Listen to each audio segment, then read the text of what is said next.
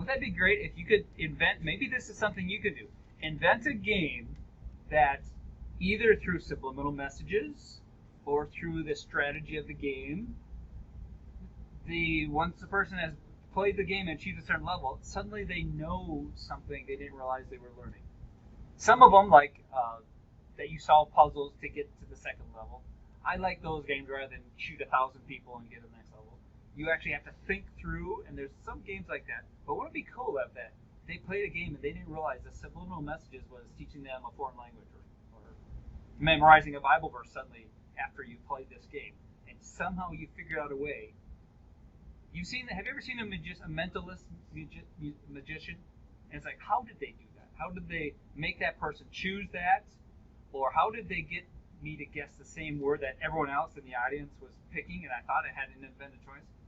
Suppose you could advance your skills in mentalism to cause people to know theological truths or memorize verses or because you led them through some interesting path.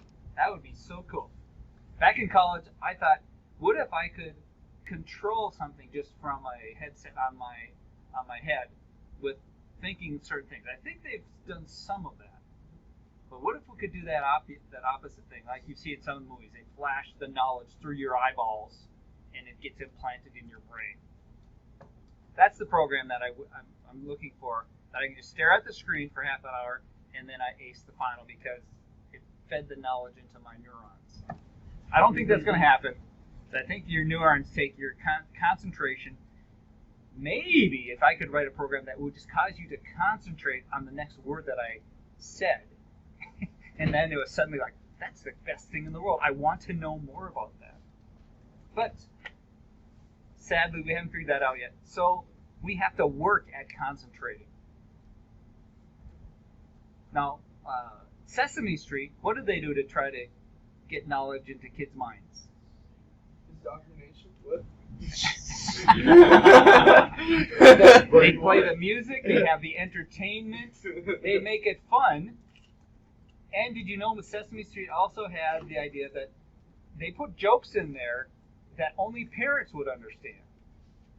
So they could get parents to actually enjoy the show while they watched it with their kids, and their parents weren't completely zoned out watching a mindless cartoon, which I often see with my grandchild. It's like, man, I don't know if I could take more of this, but the grandchild sure likes it. Sesame Street tried to make it interesting to both adults and kids, which, gotta hand it to them, I think they did a decent job. You remember some of those Sesame Street songs, right? No, you don't? Just Almost World. Yeah, basically. I remember Grover. I always liked Grover. He was my pal. And who's the little red guy? All I remember was Elmo. Yeah. Elmo, yeah, I liked Elmo too. Grover and Elmo. I always liked to talk like Grover. Now, all I can remember nowadays, though, is that Michelle Obama ruined Sesame Street. Really? She turned into the Cookie Monster into the Veggie Monster. No, really. No, yeah, 100%. They tried to do that, and there was so much backlash, they backtracked on it. But then it was never the same after the word. Too bad. And they phased out, like, characters that weren't culturally correct. Well, to the task at hand, we want to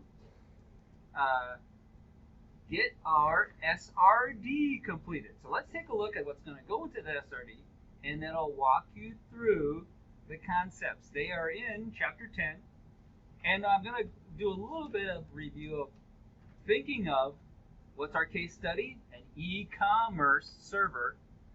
Think about how you would deploy that, and that'll come into the implementation requirements and those three sections in our SRD. The rest of your SRD, you have already done. If you've done previous homework, you have these things done. And even spend a little time here, but you have this done because this contains our reason for the system, the components that we're planning to put in there. Those are your data flow diagrams, your use case studies. That has to do with why we're doing the system, and that even has to do with the environment. So you have this stuff done in your previous tasks. We're just thinking about now in Chapter 10, how do we implement and get a reasonable estimate of how long it's going to take. Actually, Remember, you did some Gantt charting, so we even have time estimate, maybe even a little tweaking of that. So you have actually partly done this. So we're mainly looking at how are we planning to get it done? How will we deploy this?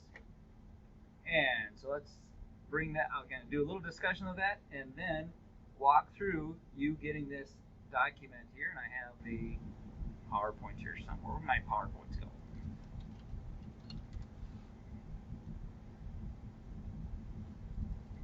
So this will be your reward. The rest of this course, the homework pieces are more your reward for having done the previous homework pieces, because it's mainly putting them together and organizing them nicely.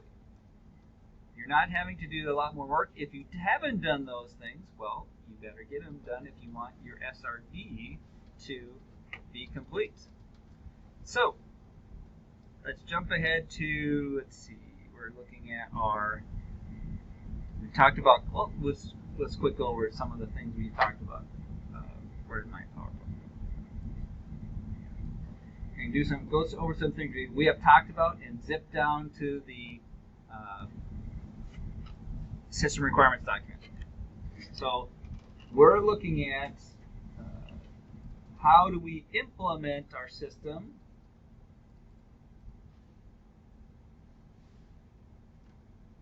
I guess I guess we have the checklist. I guess in the PowerPoint they don't discuss putting together. They just discuss, here's all the things we're doing that define our deployment strategies. I'm going to skip over a lot of them because I think you covered this in a lot of your courses. Last time we stopped at how does cloud computing affect our deployment.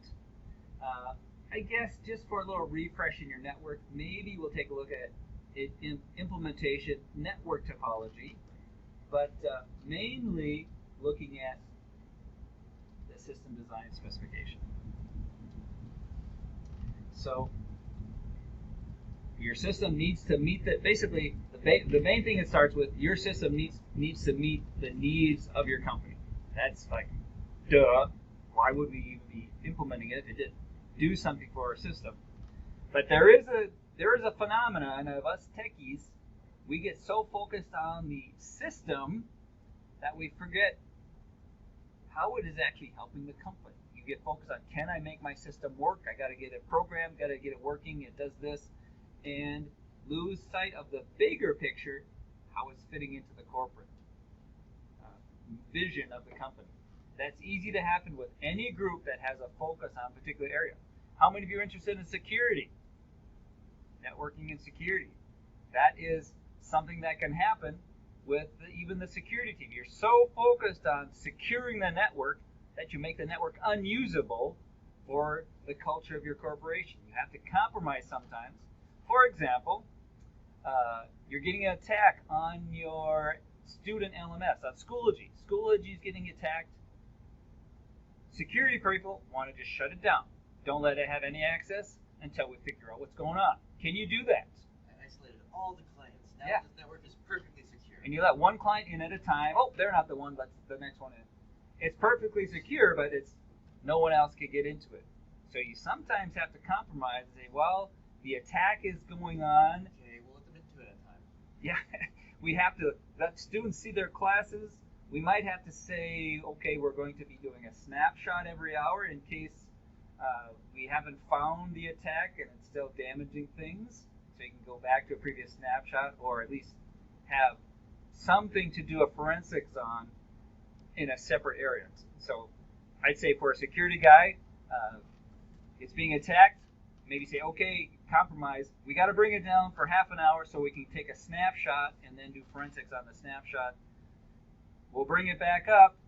You may be still experiencing the problem that we haven't quite figured out yet, but at least you're in some sort of functional condition. You're not shutting it down completely, but you may be taking some risk because you need the website to be up. That was an actual occurrence at Kennesaw State University, where I'm taking some master's classes. That's what he described. That system was being attacked. They wanted to just shut it off until we figured it out, but because they were serving so many students, they had to say, no, we can't do that. Mr. Security person had extra work to do, but you have to keep the company functioning. But let's jump ahead to the goals in our deployment list. So we talked about, I think we spent a little time talking about mainframes and how PCs came around. Network has evolved from point to local area networks to wide area networks to cloud. And the cloud is, I guess, just getting more and more complex. If you use things in the cloud like AWS, you have deployed some things. I think some of you have used AWS a bit, right? Only in class. Just in the class? I've had no reason to. Right. Good thing to do if you're looking to do a little project on the side, or at least learn about that. What I learned when I was deploying things in AWS, for example, setting up a website, if you wanted to even just have a website working, you had to fumble through the everything's off firewall and turn on one at a time what could get through, just so you could get a simple little website up. So I learned very quickly that AWS is basically whitelisting any services.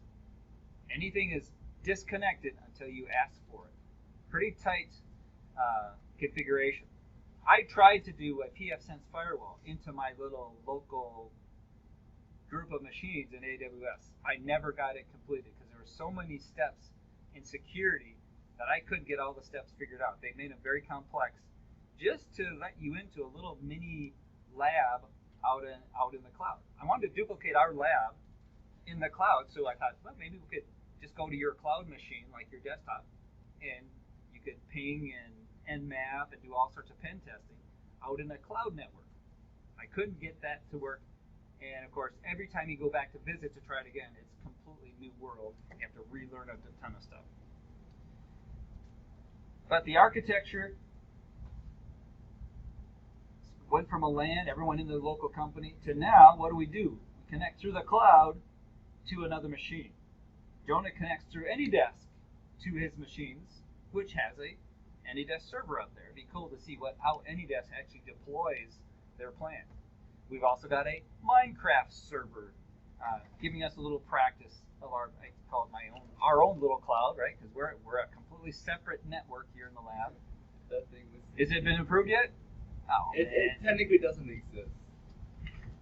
Nathan Poling was asking about it. I'd love to play Minecraft if we had our own server. I said, yeah, there's something coming, maybe. I don't think it's going to happen. No. They're just dragging their feet. There's something.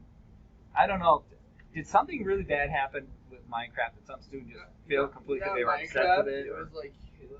I remember Halo. There were some students that were just obsessed with it. Yeah, and that was the issue. But that's been a few I think years since then. Yeah, it was.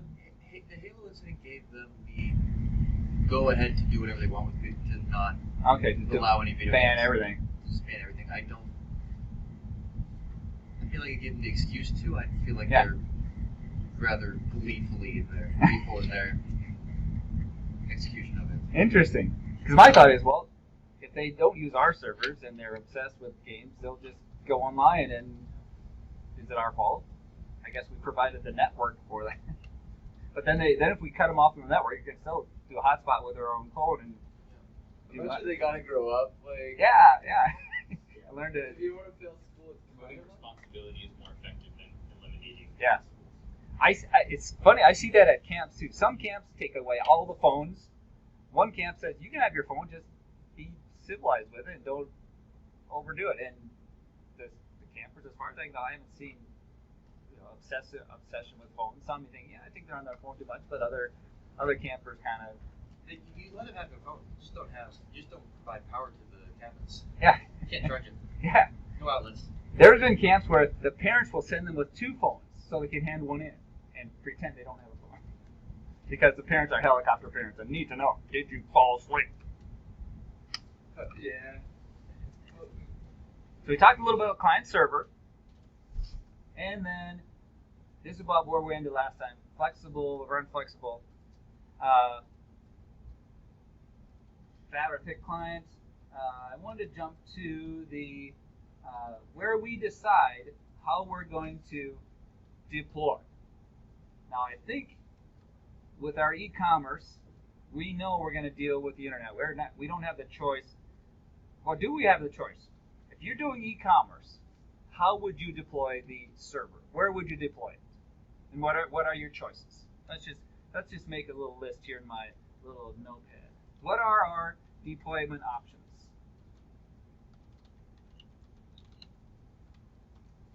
If I'm going to go what I should be doing, I need to do a survey. This would be a survey. Survey.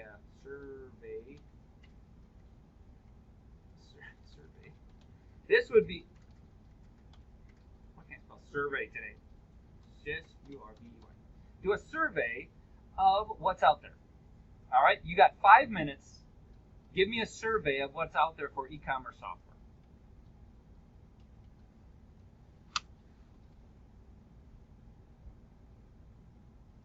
Go. E-commerce. So, you can go open source if you like. I'm going to go for open source. If I chose a language, I might add PHP to it, but I'm going to be open to the language because I love learning new programming languages. Maybe what's a new language? Could I do it in Kotlin? I don't know if Kotlin's a good web server language. What do we have out there? I'm going to skip the add ones. I'm going to go to that one.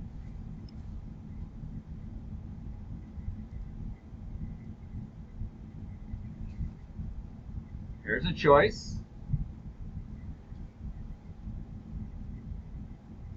Never heard of that one. Oh, I know WordPress though. Have any of you deployed a WordPress server? Oh, you're not real system nerds if you haven't done your own WordPress site on a server. Come on. Maybe I'll do that in system operating systems. I guess. I've got a WordPress website, but not a server. Okay. That is an option. I think I made it as one of the options in operating systems is actually go through from scratch, start to finish, install a server and deploy it. Wix. No, I haven't seen one that I've actually used yet, except for WordPress. I've messed with ZenCard. It's been a while. Magento. I think I worked with the predecessor to Magento, and oh, there's one. I played with this one. PrestaShop. I've installed this one. Messed with it. I've messed with this multiple times, multiple levels. And so I've done with this. So 4 on the list of 20 I've actually downloaded and deployed and actually got paid money to help someone set up one of these sites. Of course, I didn't get paid enough to learn about it, help pay for my education on it. So I'm going to pick this one as a possible deployment. Have you seen have you come across other ways to deploy? What are our options? Let's go back to our options.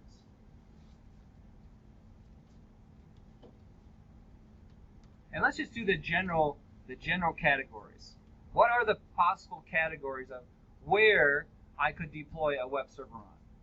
You need to set up a website. Where would you deploy it? How would you deploy it? I could just say the web server. What are my choices for my web server itself?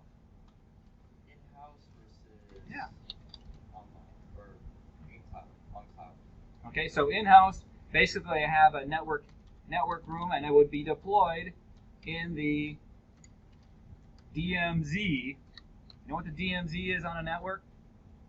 You have your LAN, which you don't let people into from outside, and then you have a firewall, or you have a firewall with 2 internal NICs and 1 outside NIC. There's 1 internal NIC that goes only to your website server and anything else that's public facing. They do have to go through your firewall to get to your DMZ or your demilitarized zone. Public, but not quite completely vulnerable. And then you have your LAN side that no one can get to.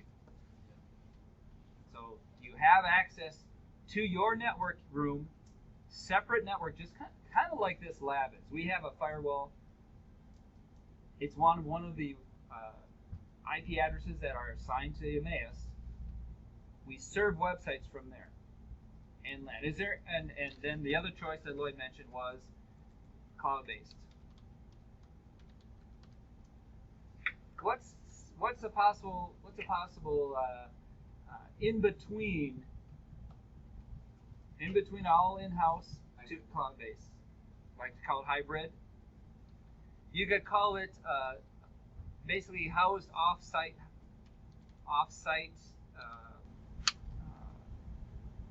I guess in a server warehouse, I'll call it a server farm, where you own the machine, but you deploy it to someone's warehouse with full of racks, air conditioning. So it's hosted off-site. Well, it's off-site, but it's your equipment, and you have remote management of it. That's kind of in between in-house, supported by your local network people. Here, supported by your local network people remotely, but the physical location and power supply and clean power and bandwidth to the internet is purchased or leased from the server farm. Is there any other option to deploy a e-commerce? Think of any other option? I can't think of any. But let's do details. What are your options in the cloud-based? Yeah. Pseudo silly question. Has anyone ever tried to put a server on a satellite? Like, is that a thing? Ah. Is it possible? Because you have to use wireless. Well, It sounds like a bad idea. when we go into the cloud, for as far as we know, their server could be on a satellite. Well, the other thing is you might be connected to a server through a satellite. Yeah. I feel like server hardware would produce too much heat to effectively use Yeah. the space. I think the satellites have limited power capabilities, and let's have some super efficient CPUs, but you're basically centralizing it instead of you're removing the one level of hops to your server. It's kind of interesting concept. Yeah. Well, now they're trying to put a cell tower on the moon for Space Force. Trying to build it on all 6 poles. I mean, if I'm gonna go to the moon, I may as well at least update my Facebook status. Yeah, no, guys, I can't go to the moon if I can't post Instagram Yeah, photos. yeah. Like, I'm not going there. What's the point of it? What's the point of going to the station and can't show up? like, what's the point of going to the moon if I can't post an Instagram selfie? Like, look at me with the sun in Yeah. the background and no atmosphere. Okay, on the cloud-based side, what are your choices? These days, it looks like cloud-based is just the no-brainer. What are our choices, though, in the cloud? Well, Shopify would be the application. So basically, I'll look at the server house or the server platform, and then of course you have your software that deploys in the cloud. Like Shopify would be one of my choices for the software on the server. But how about just the architecture or the hosting, the supporter of my server platform? What choices do I have? I'll give you one, AWS, with multiple options underneath AWS, because they are getting very complex. I'll just put AWS multiple options. You can choose size of server as well as the type of server. It used to be Electronic Computing Cloud, EC squared. Now I think there's EC squared flavor 1, EC squared flavor 2, and underneath there you can choose how large a CPU. What are other options for cloud deployment in terms of vendors? Azure, right? Yeah, Azure. Yeah, that's Microsoft's cloud support, and they offer your own server, cloud-based server. You can share it with others. Other options. I think doesn't Oracle offer? I don't remember now if Oracle offers that. The other big player out there, I believe, is IBM. Now, I would guess, and we learned this during the canceled Trump years, that Parler got canceled because not by government, but by their server, which happened to be AWS, which makes me not like AWS anymore, because that they can choose to break a contract, a legal contract they made because they didn't like you, even though they paid them money. They decided we don't like Parler anymore, and I think Zuckerberg or others, and maybe even the administration, had some pretty influence on, well, Mr. Bezos. He doesn't matter to him. He's got enough money. I think it was more his personal decision. I don't know how it was made, but AWS turned off that server. Made me think, well, what else is out there? There is Azure out there, but I've got to be enslaved to the Microsoft beast. IBM, not sure how to deploy that. I'm not as familiar. One thing I know for sure that I knew back then is AWS was like half the price of anything else. Nowadays, I'm not so sure. So that would be one of our criteria, not only performance-wise. I would guess performance, these are all about the same. Technology, Azure is going to give you MS, Microsoft,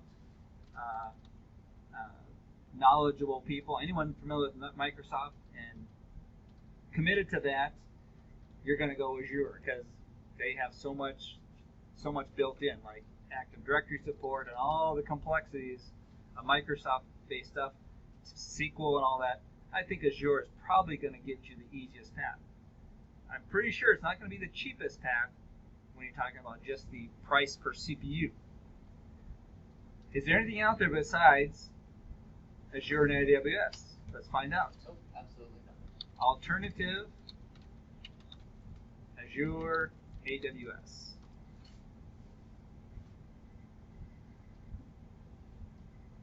Well, look at that. Amazon, Google Cloud. I forgot about Google Cloud. I actually did deploy a server in Google Cloud. There's the IBM Cloud. Yes, Oracle does have some cloud infrastructure. Look at this. VMware on AWS. How is that different than AWS, I wonder? I have no idea. I have never heard of Alibaba Cloud. vCloud Air. I'm guessing Alibaba Cloud is like an Indian Yeah. base. I don't know. Yeah, it could be. Maybe China, but it sounds Indian. So this is where, as you look at deployment, and I'd say this is the place where things are going to be changing the most, and if you want to have something, perhaps again, to discuss in an interview, learn about this kind of things, because this is where things are up and coming. Everyone's going to the cloud. From what I can tell, it makes a lot of sense.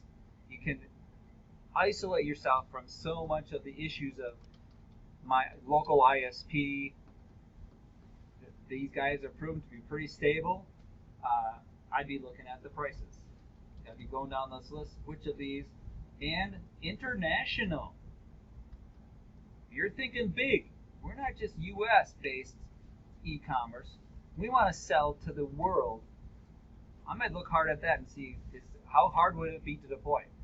And what's kind of amazing and very helpful for you is most of these services offer free accounts, at least trial, if not free for the learning the basics of each of these platforms. You could do a experiment just by learning each one of these, and it would look great on your resume. That would be cool to have a class, just cloud services class, and go through each one of these, find out, and you go through deploying on each one of these, come out of here as a cloud expert. So I was thinking the Amazon, IBM. Look at it. Why don't they mention? Oh, because we mentioned we're looking for alternatives to Azure. So you have your deployment choices all because of the cloud. That's the major impact of the internet. I think you should know all this, but let's make sure you understand. The cloud offers that painless scaling. I scaled up to a larger server. I don't know if I had to even shut it down, and it took me like half an hour. Can you imagine having it in-house and say, we need to double our disk size? Okay, let's order the discs, make sure they're compatible. Let's schedule the downtime. Schedule a trip to the offsite if it's offsite. So much for you to have to do when you can just say, let's just flip a switch on the cloud and now we have double the memory. They make it about that easy, but there's a learning curve there. And Web 2.0, I'd say this is old school. It's Web 3 and 4 now. So we're going to be getting a new book because they get as new as Web 2. What if we really did want to go in-house? Can we argue for the benefits? Well, AWS can't shut us down once we start being politically questionable. Yeah, that's right. They won't shut us down. And here they're talking about the in-house software. We don't take a template from Wix. We design that from scratch, complete control over the building of it. But then if somebody leaves, they walked away with all the knowledge about how to do your unique website. You might get customers if you can convince everyone because of our uniqueness we're making $1 million more than anybody else. That would be an argument for that. Can you think of a market or a category of companies out there where unique websites might make a big difference? Probably e-commerce, because there's so many e-commerce options.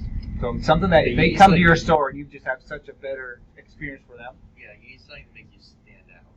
How about the gaming companies? You have a unique game from anybody else's.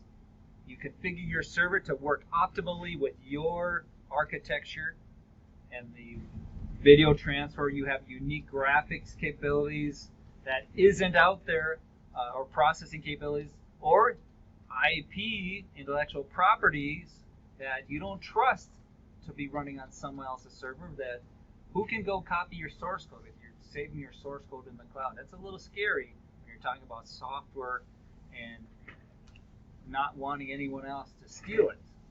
So anything very unique that you have big money at stake in, I'd say that's seriously consider in-house. Otherwise, it's a no-brainer. Use the cloud. There's so many benefits to that. Question, John?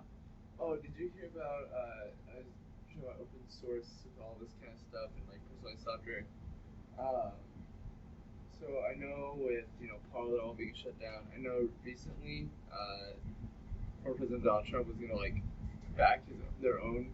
Yeah, I heard that. I don't know how far they've gone. It got shut down pretty quick because it got I think stuff got out of hand on there. The other aspect though is they use an open source one, but one of the requirements is after a certain amount of time you have to release the source code.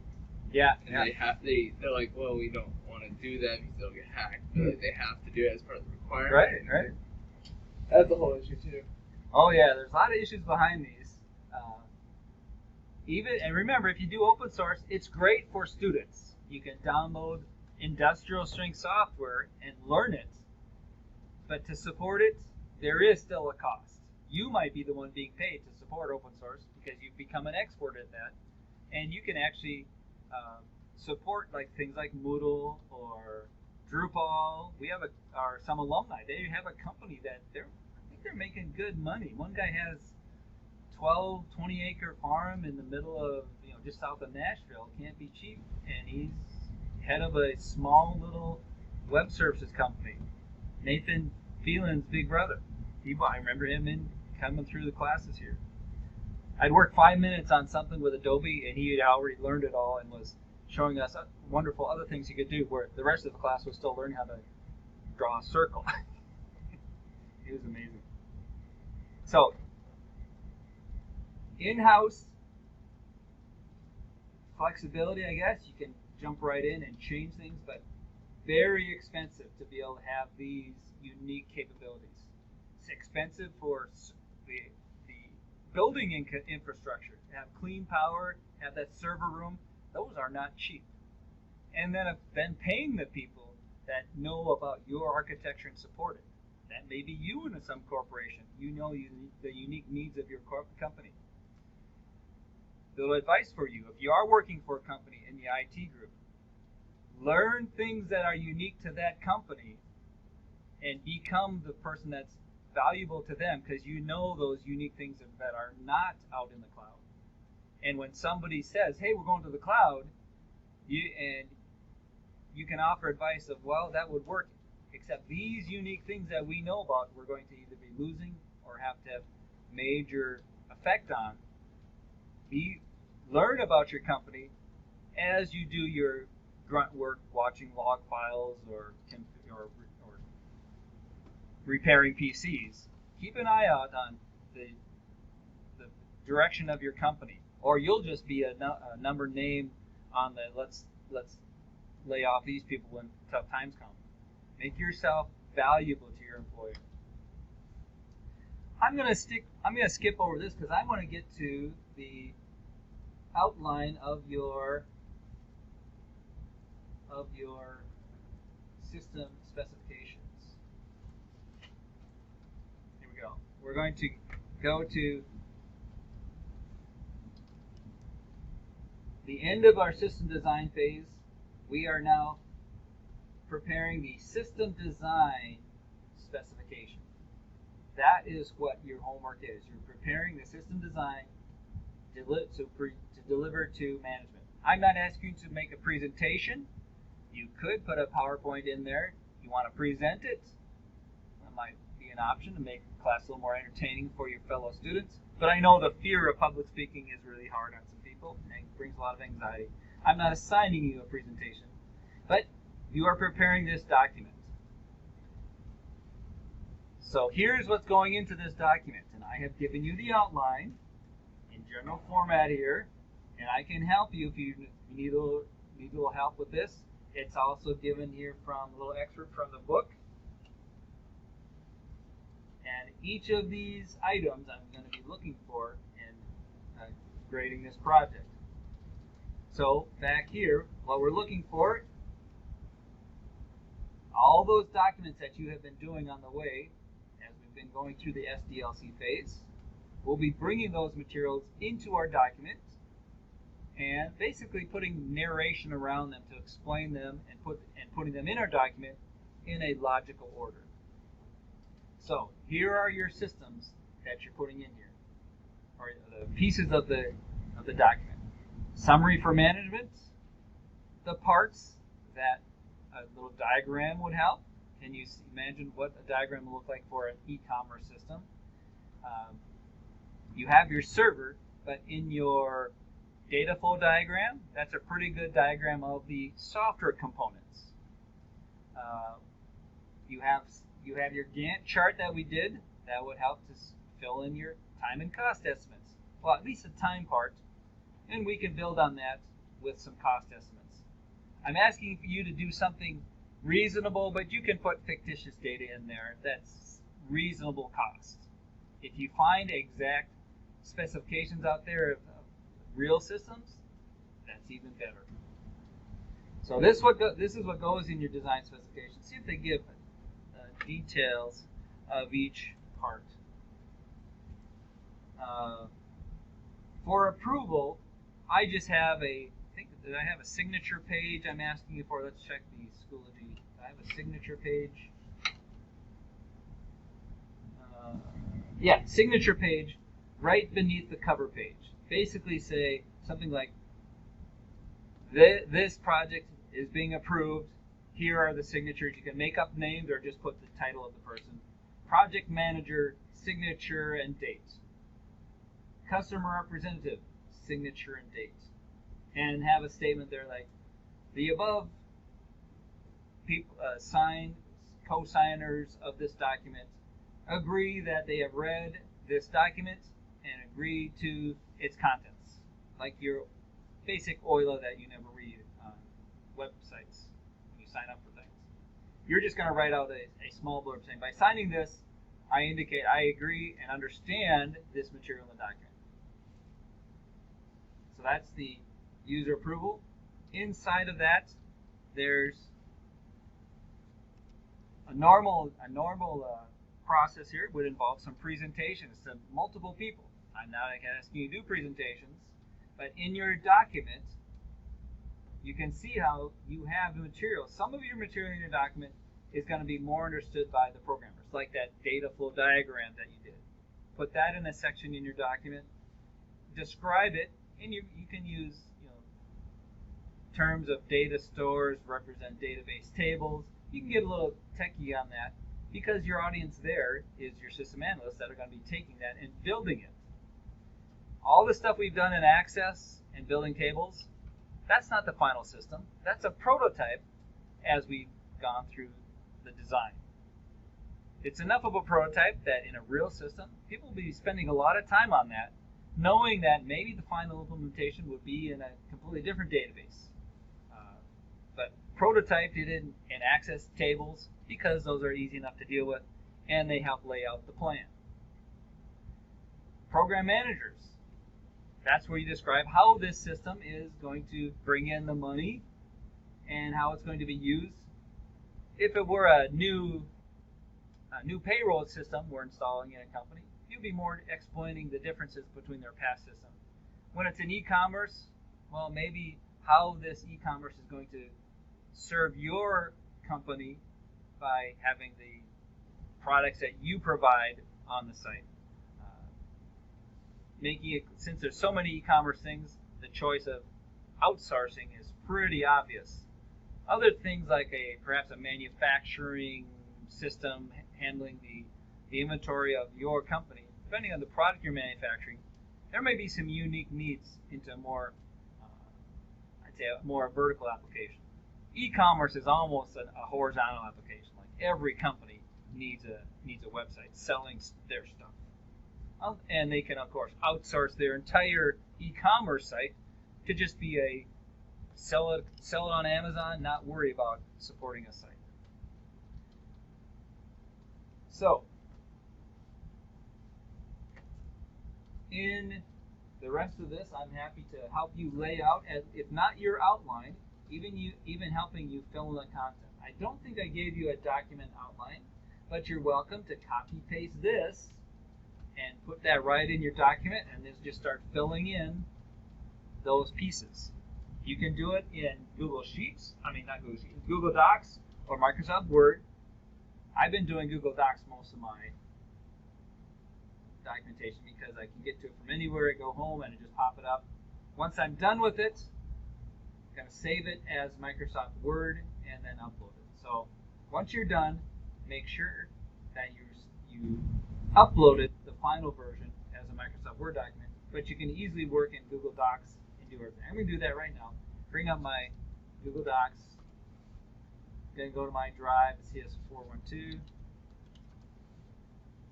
fall 2021, and I'm just going to go new Google Doc, and I'll call it e-commerce. If you want to give a name to your system, you're welcome to decide what we're selling. We haven't really decided what we're selling yet. We said we're selling product. If you want to make up a product and actually, put little eye candy around, you're fine, but not required. The cover page, you could do something like that. I'll call it e-commerce fall 21. And I'll just paste that outline that I got from Schoology. Why did that copy? Let's try that. I thought I did a copy. Just kind of copy paste that list. Put that in my document. Turn off the bullets.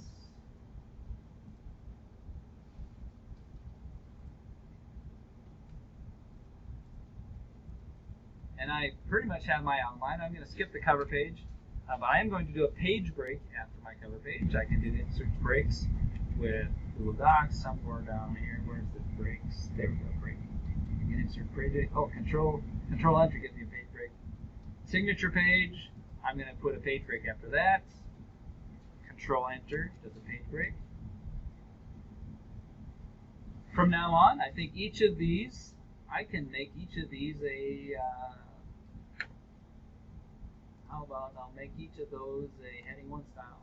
And I think if I hit enter after heading 1 style, then I have content. So, management summary. I made each of those heading 1. If I hit enter at the end of each of them, it becomes normal text, comes after the heading. The cool thing about doing this And if this document's going to be long enough, I could do this. The page above me here, I can put in a page break, Control Enter, and Google Docs lets me do this. I can do insert table of contents. And I have a professional looking document, and I'll make table of contents the title of that page. It's already professional looking, and all I've done is put an outline in. Let's see, their template for cover pages. I might even be able to find a template for a cover page. Let's see here. Insert. I think we have building blocks. No, there are not. There was a cover page template. Maybe that's way over in my page setup. Or is it in my feed? I thought I could go actually online and find a cover page. I could make one up easy enough. But I thought there were easy ways to get to templates.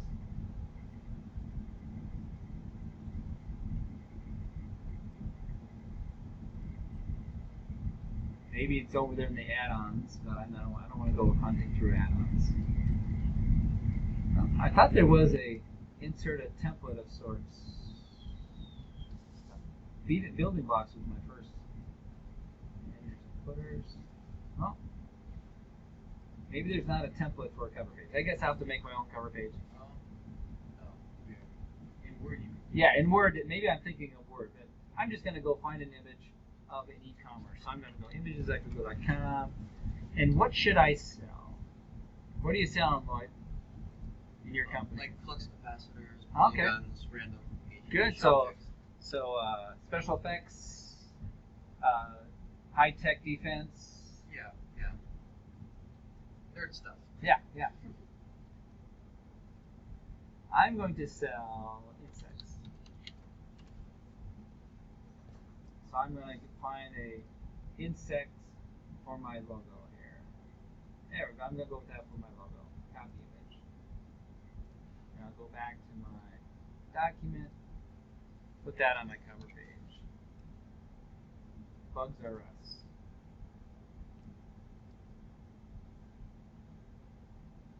Make it small enough so it'll fit on me.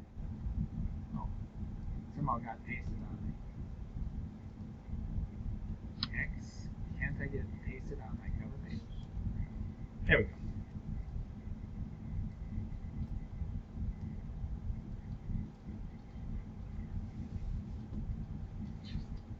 Bugs.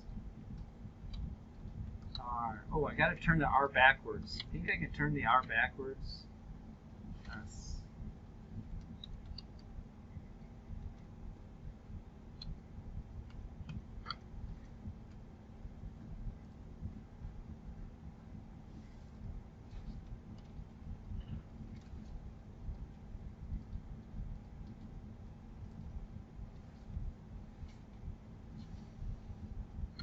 Oops. Why did that go there?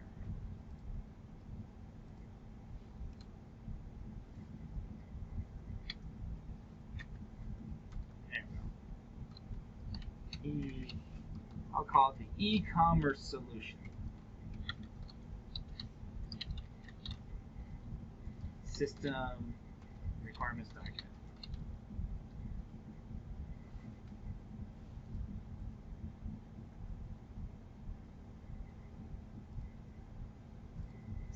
System design specification. Did I give it the wrong title? Let's go with it. I called your system requirements document. I think I meant system design specifications. The requirements document is what came from the analysis stage. So I gave it the wrong name.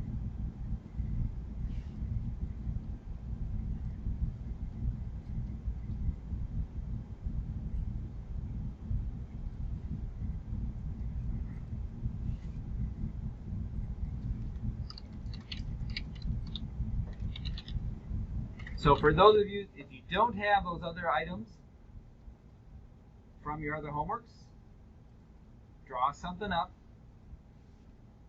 to represent, and I'll go into the contents of what I'm. Well, I kind of gave you the contents. Let me go into the system components here, and I'll list what you need to have in your system components. So here's my e-commerce system design specifications.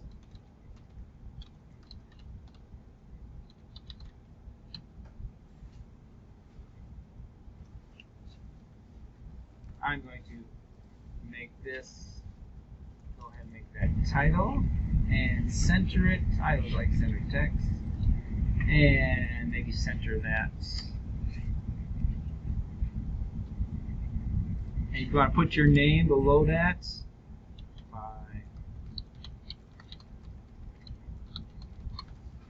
It doesn't have to be MLA style. I know I cannot get some students to get away from MLA style.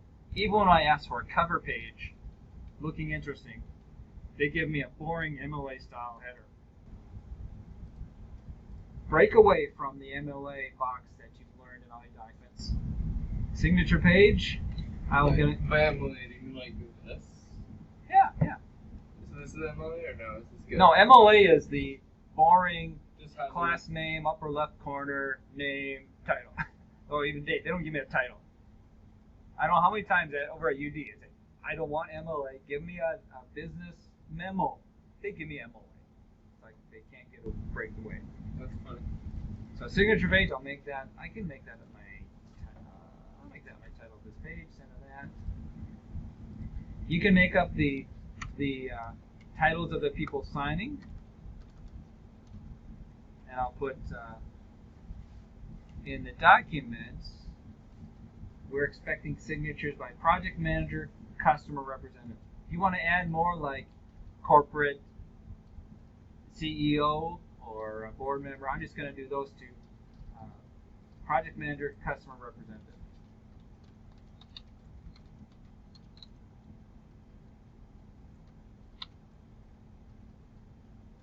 My company name is e-commerce solutions.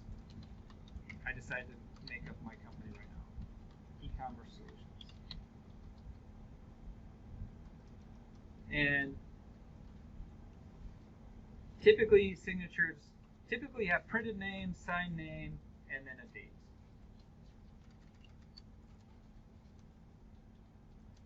You know what? I think a table would look nicer here. I'm bringing in a table.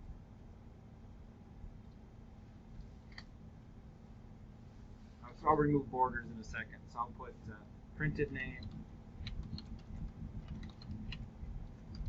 signature, and date. Yeah, I'm going to insert another column for insert column left. It'll be title.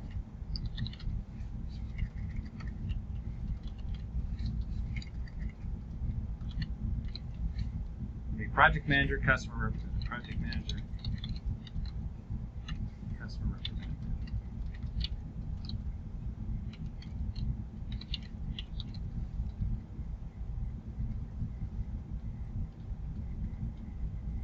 Leave plenty of room for the signature. Some people have very large signatures.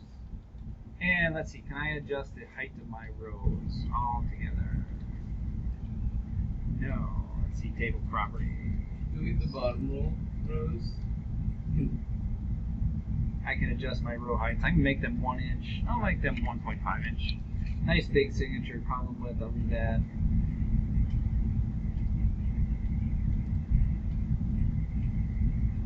And if you don't want to see the borders, you can go to table properties and turn off the border.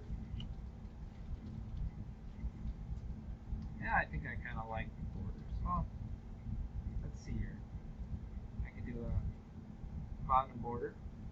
Hey. I'm spoiled by Microsoft Word. Borders. Where's my borders? Maybe not. Word really does what it needs to, don't they? I think I like the border. I'm going to take a pill. I'm going to make I'll make the borders gray instead of black.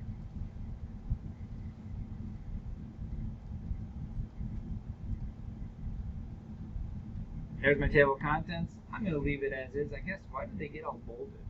They actually got all bolded. I'm going to unbold them. Nice thing about this, as we add content, my table will look better. As I change items, the table of contents will change as well.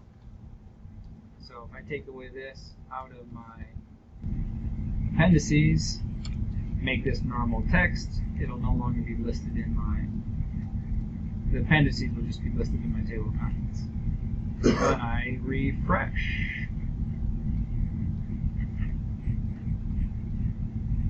so I'm going to jump down to the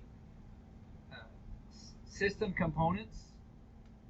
So you know what needs to go in system components, and I'm going to make them, I think I'll make them heading 1. Who all do we need to have on the signing stuff?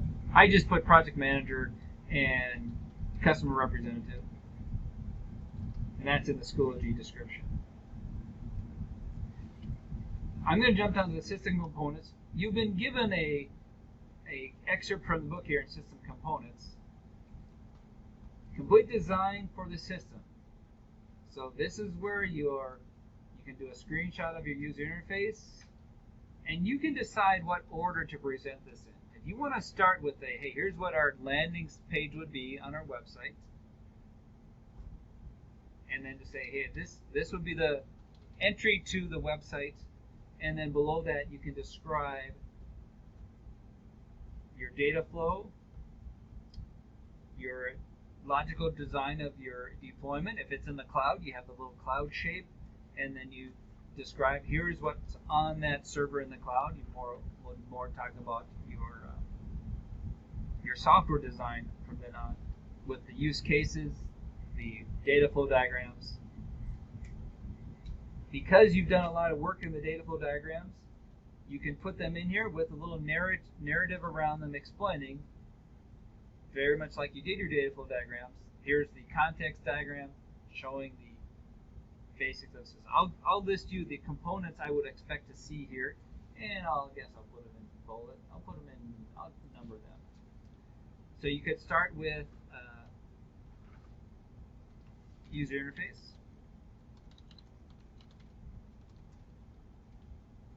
You could do data design, data flow diagrams. You could have your entity relationship diagrams. When you talk about your data storage and your tables, database design.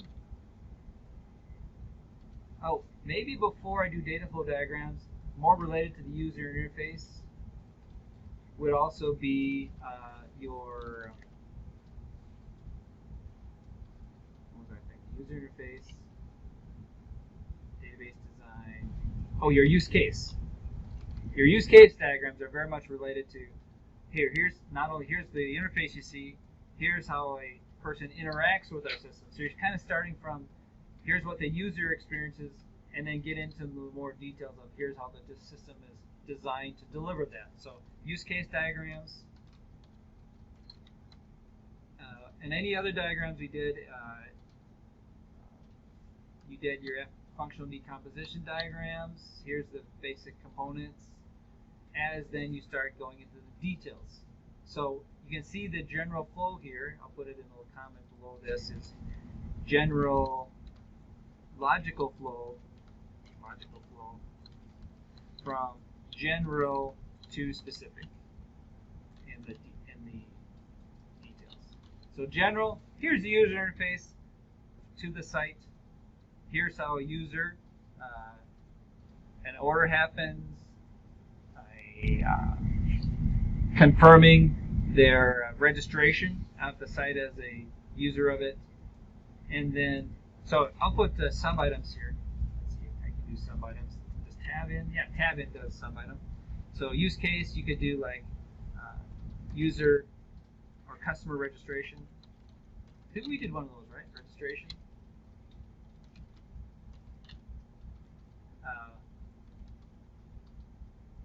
Inventory, display,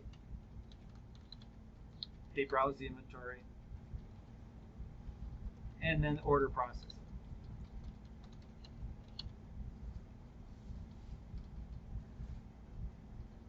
If we have a functional decomposition diagram or other diagrams, we get more into the system diagrams. What did we do? We did data flow diagrams. We did sequence diagram and specific operations. Did we do it? I don't remember what other diagrams we did. Basically, any other diagrams that describe graphically what our system does. And a little note here, for each diagram, I'll put here the notes at the top. For every diagram, you must include some narrative, which means a description, explanation. You don't just throw in a context diagram and say, okay, that's the context diagram, okay, next diagram. No. Pretend someone hasn't seen a context diagram before. Just explain, this is a high-level view of our system with these entities, the user, the shipping company, and the bank, communicating with our system in order to register the user, allow them to, and as they browse it, allow them to fill in a shopping cart and then check out. When they check out, the order is processed through the bank, the banking component, and shipped or delivered to the customer through the interaction with the shipping component or the shipping entity, the shipping company. Leaving it pretty flexible for you how you would describe it, but be sure to have a description. Don't just toss in a bunch of diagrams. And I stare at that thinking, I know what it is, but would anyone else know what that is? So if you have a friend that's not techie, when you have this put together, hand it to them and say, if this were given to you and you're a manager, you know somewhat about computers and stuff, would you know what I'm trying to sell you? What generalist design is. Don't expect them to understand the data flow. But remember, managers are that kind of person. They have a check to write. They know what they want to accomplish. That, yeah, we know we need to sell things online. What do you got for me? And general to specific, they can say, okay, I know I can hand this off to my software people. Do they understand what you're saying you're delivering to them in the details of the software? System environment, do you have any questions about what would go in your components? Basically, look at all the homework we've done and think, would that fit where, or I would just say, let's make it fit in a good place here in the description of our system. You're not going to be penalized for having too much information in there, unless it's just obviously a random smattering of everything you've done. If it's generally logical flow, logical order of what you have done, put it in there and describe it. Just explain, this diagram shows this about the design of our system. And it's not going to be perfect because we're doing a case study prototype, having you walk through the components. In a real system, you would have spent a lot of time on each of those components and really been optimizing it, making it perfectly, explaining everything. We had the time in this to general. Here's what it might look like. We did beta versions of all our diagrams. Is that making sense? Or we did alpha version. We just did the first kind of the scribble. Here's what I think it would look like. So all your diagrams put in there in your components with a description of what they mean, general to specific order. System environment, this is where you decide how you're going to deploy your system, how it's being deployed.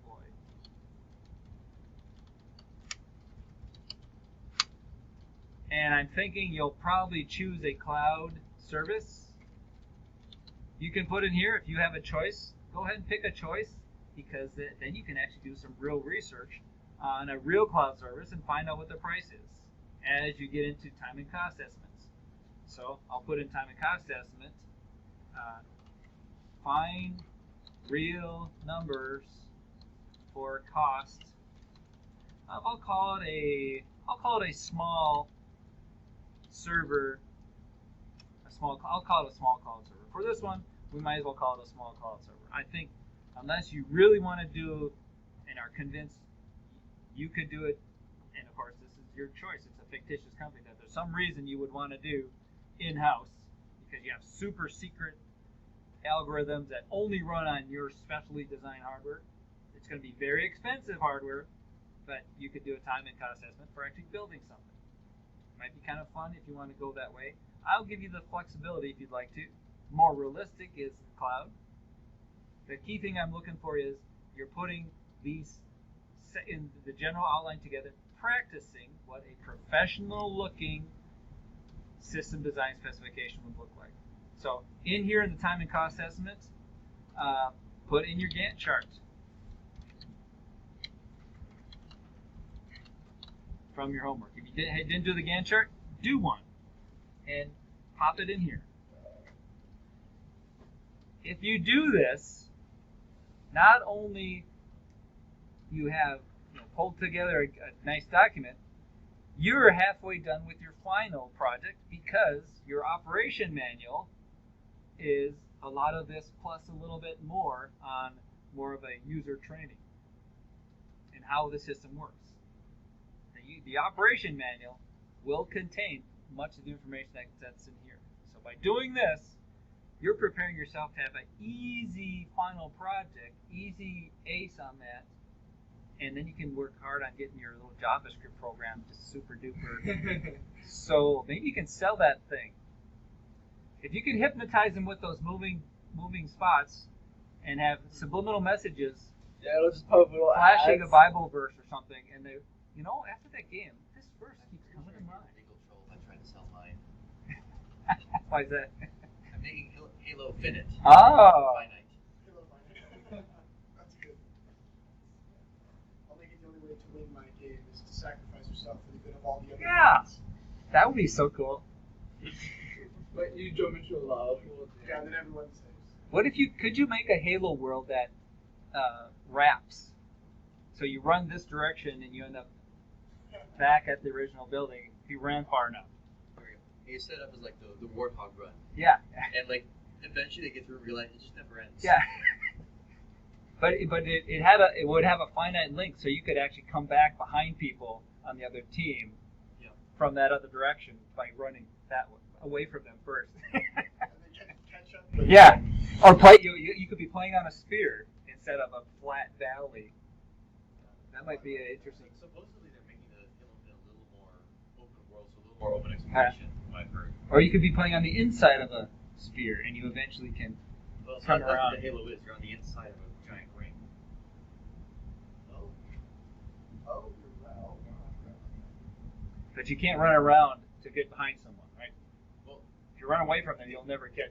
theoretically you could, except Oh, yeah? the way the game's set up is it's level, so. Okay, you're yeah, flying that's around. right. Yeah. So, It would take a while. you have a lot of security stuff. But we've got time. You get time. You got infinite strength. Yeah, infinite. It is infinite, right? This is not Halo Finite. Unlike this.